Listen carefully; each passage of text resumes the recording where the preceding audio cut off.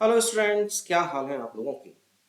आज हम जो बात करेंगे वो करेंगे अपनी नई शिक्षा प्रणाली। न्यू एजुकेशन पॉलिसी में एक बात कही गई है कि अब साल में 2 बार परीक्षाएं होंगी। बस हमारा यही है कि ये सही है या गलत है, इसका पता लगाएंगे। देखिए, बहुत से लोगों ने ये कहा है कि साल में अगर 2 बार एग्जाम होते हैं तो बच्चों को फायदा मिलेगा। वो उनके पास 2 चांस होंगे कि वो अपने अंकों में सुधार कर सकें। चलिए, अच्छी बात है। लेकिन कुछ और भी चीजें हैं जो सोचनी है हमें थोड़ा सा। देखते हैं क्या चीजें हैं वो। देखिए, कहा गया है कि 2 बार परीक्षा होंगी, पहली परीक्षा और दूसरी परीक्षा। अभी किसी भी बोर्ड के द्वारा ये नहीं बताया गया कि ये एग्जाम होंगे कब। तो हम अपना एक आइडिया लगा के चलते हैं कि कब होंगे। एक हम जानते हैं, अभी हमारी जो फाइनल एग्जाम होता है वो फरवरी में होता है, और उसे हम फरवरी में ही रखना चाहेंगे, क्योंकि अगर मार्च में रखते हैं तो हमारा अप्रैल से न्यू सेशन स्टार्ट नहीं हो पाएगा, उसमें प्रॉब्लम आएगी। तो ये फरवरी में ही रहेगा। चलिए, अगर दूसरी परीक्षा फरवरी में होनी है तो पहली परीक्षा कब होनी चाहिए, अब क्वेश्चन उठता ही है। देखिए, सिंपल सी बात है, किसी भी बोर्ड को एग्जाम करा के कॉपी चेक करा के उसका रिजल्ट डिक्लेयर करने में कम से कम 2.5 महीने लगते हैं। नॉर्मली आप लोगों ने देखा होगा, फरवरी फरवरी में एग्जाम होते हैं और फिर मार्च अप्रैल और मई में जो है रिजल्ट आ जाता है। अगर 2.5 महीने का होना है तो तकरीबन तकरीबन फिर हमें कम से कम नवंबर में तो एग्जाम लेना पड़ेगा। पहला, नवंबर में इसलिए लेना होगा क्योंकि नवंबर में नहीं लेंगे तो हम रिजल्ट डिक्लेयर नहीं कर पाएंगे।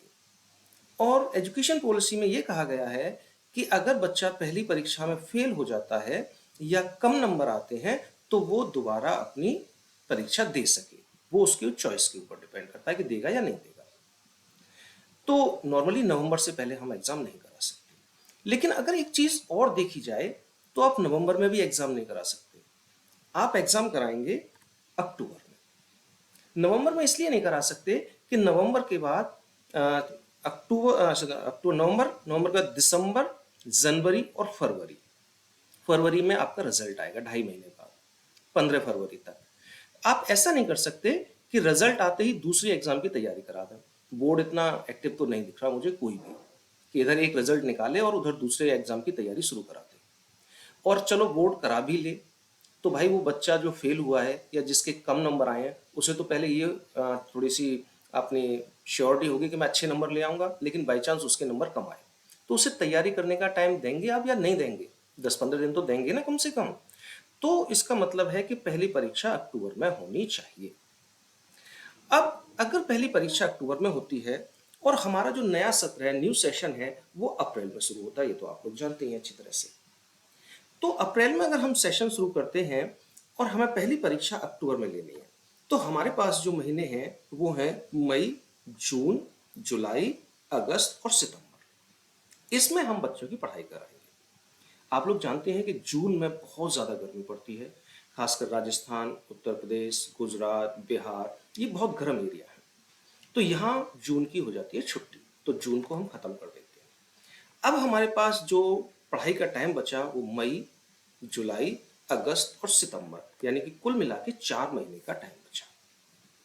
इन 4 महीनों में हमें सेशन खत्म कराना है, पूरा सिलेबस खत्म कराना ही पड़ेगा। क्योंकि अगर एक बच्चे ने भी ये कह दिया कि सर मैं अक्टूबर में ही एग्जाम दूंगा, फरवरी में मेरे यहाँ शादी है, मैं नहीं दे पाऊंगा, तो मुझे अक्टूबर में ही देने हैं, तो भले ही वो 50 बच्चों की क्लास में एक स्टूडेंट हो जो कहे मुझे अक्टूबर में एग्जाम देने हैं, तब भी आपको पूरी क्लास का सिलेबस अक्टूबर में ही खत्म कराना होगा, अक्टूबर से पहले खत्म कराना होगा, सॉरी। तो हमारे पास 4 महीने का टाइम है सिलेबस खत्म कराने में। इन 4 महीनों में भाई जब संडे भी पढ़ेंगे उनकी भी छुट्टी करेंगे आप। एक महीने में 4 संडे, तो 4 महीनों में 16 दिन रविवार के निकल जाएंगे आप। कुछ गजिस्टेड छुट्टियां भी हैं जिसमें मैंने देखा जब गैजेट उठा के, तो उसमें करीबन करीबन 10 से 12 जो है राज की छुट्टियां मिली हमें, गए ठीक है, गजिस्टेड हॉलीडे। तो कुल मिला के ये हो गए 26 दिन, लगभग एक महीना, 4 दिन कम। तो कुल मिला के हमारे पे टाइम कितना रह गया? 3 महीने। अब 3 महीने में हमें सारा सिलेबस खत्म कराना है क्योंकि अक्टूबर में एग्जाम है।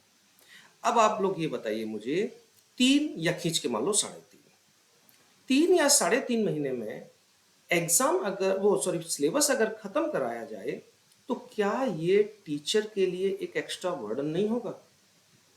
और टीचर के साथ साथ स्टूडेंट के लिए भी एक एक्स्ट्रा बर्डन होगा। किस स्पीड में टीचर पढ़ाएगा और किस स्पीड में बच्चा पढ़ेगा, बताइए। अक्टूबर में अगर एग्जाम कराना है आपको तो 3 से 4 महीने में कैसे सिलेबस खत्म होगा साल भर का? ठीक है, चलिए। तो पहला तो यही है कि भाई साहब सिलेबस टैग खत्म करने के लिए हमें टाइम बहुत बहुत कम मिल रहा है। तो मुझे नहीं लगता कि ये पहली परीक्षा और दूसरी परीक्षा सही है।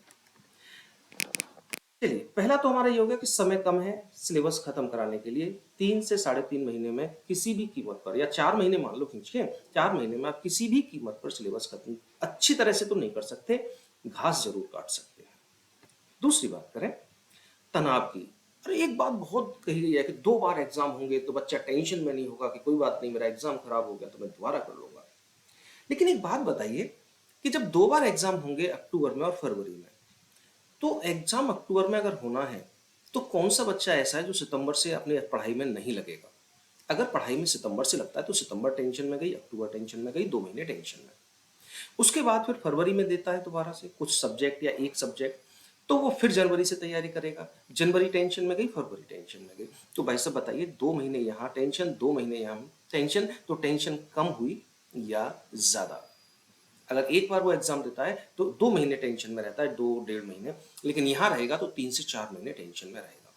तो भाई सिंपल सा बात है, एग्जाम तो एग्जाम होता है ना, तो टेंशन तो होनी ही होनी है। चलिए, तीसरी बात, लापरवाही। क्यों कह रहा हूं इस बात को?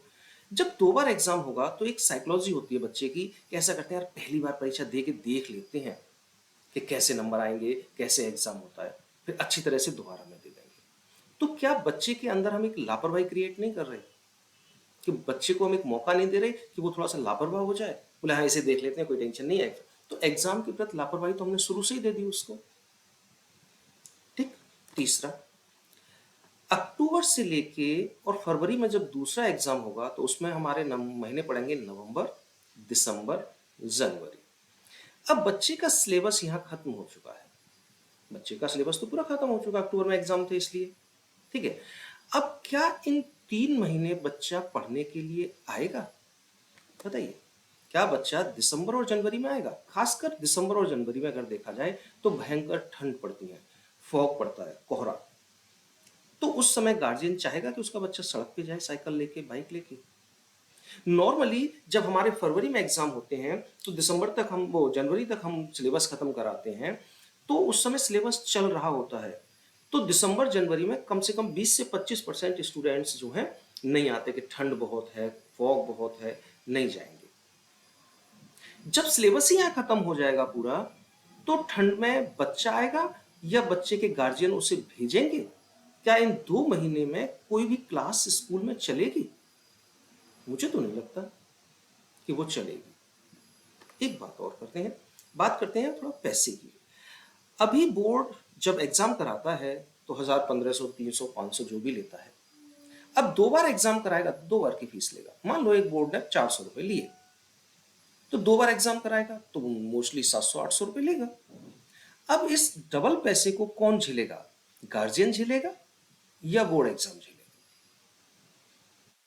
ठीक। अच्छा चलो, पैसे को छोड़ भी दें, पैसा तो लोग बाग कमाते ही खर्च करने के लिए है, मान लिया ये बात।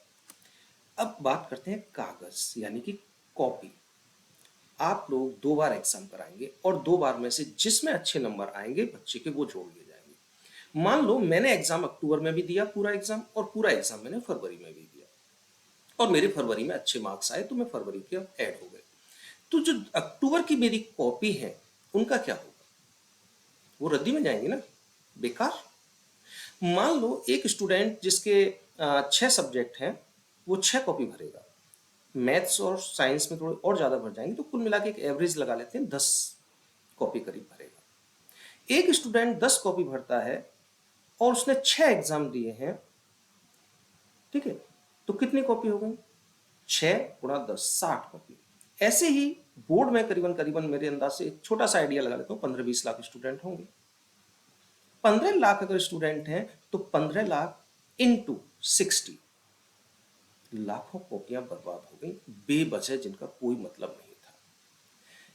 कागज बर्बादी का मतलब है पेड़ कटेंगे, पेड़ से मतलब एनवायरनमेंट। तो भाई साहब आप एनवायरनमेंट की ऐसी तैसी करने को तो रहे हैं क्या? तो मुझे ये चीज सही नहीं लगती। अब बात होती है फिर क्या किया जाए कि बच्चे को थोड़ी सी तनाव कम हो। तो देखिए भाई सब कुछ भी नहीं है, उसके लिए सबसे अच्छा सिस्टम मुझे लगता है सेमेस्टर सिस्टम। सेमेस्टर सिस्टम से अच्छा कुछ भी नहीं है। फिर यही सबसे अच्छी चीज है। इन चीजों से जो आप सोच रहे हैं 2 बार एग्जाम कराने की, ये तो फ्लॉप होने वाली चीज है। मुझे नहीं लगता कि इस तरह से कुछ भी सही हो सकता है। बाकी आप लोगों की राय है, आप लोग राय दें अपनी अपनी कि मैंने सही सोचा है या गलत सोचा है। ठीक है, मैं गलत भी हो सकता हूँ, मैं ये नहीं कह रहा कि मैं 100% सही हूँ। मेरी अपनी सोच है, आपकी अपनी सोच होगी। आप बताएं जरूर मुझे कमेंट करके कि सही है या गलत है। ठीक है, ओके, बाय।